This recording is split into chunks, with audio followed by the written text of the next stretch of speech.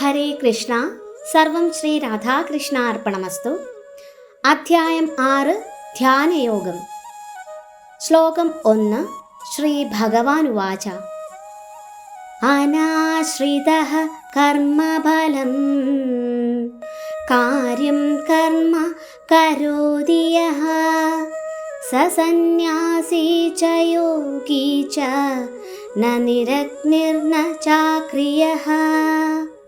വിവർത്തനം. ശ്രീ ഭഗവാൻ പറഞ്ഞു, കർമ്മത്തിൻ്റെ ഫലത്തിൽ ആസക്തിയില്ലാതെ ധാർമ്മിക ബാധ്യത എന്ന നിലയിൽ കർമ്മം ചെയ്യുന്ന ആളാണ് സന്യാസി. അയാളാണ് യഥാർത്ഥ യോഗിയും. അല്ലാതെ അഗ്നിഹോത്രം ഉപേക്ഷിച്ചവനോ കടമ നിർവഹിക്കാത്തവനോ അല്ല.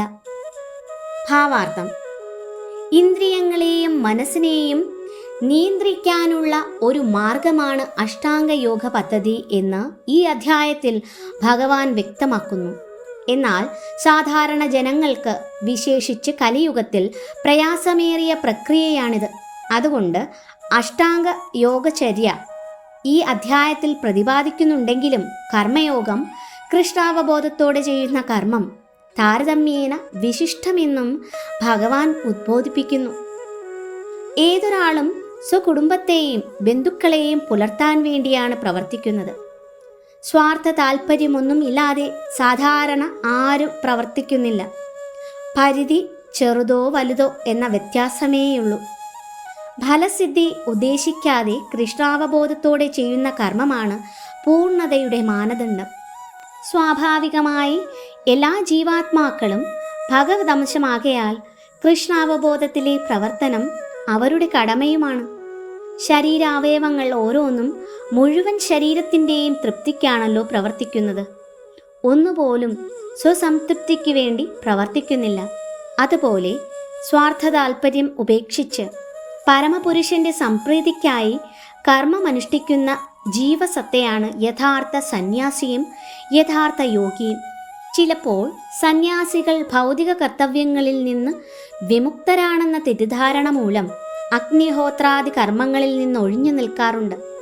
വാസ്തവത്തിൽ അവ്യക്തഗത ബ്രഹ്മത്തോടുള്ള ലയനത്തെ ലക്ഷ്യമാക്കുന്നതുകൊണ്ട് അവർ സ്വാർത്ഥതത്പരരാണ്.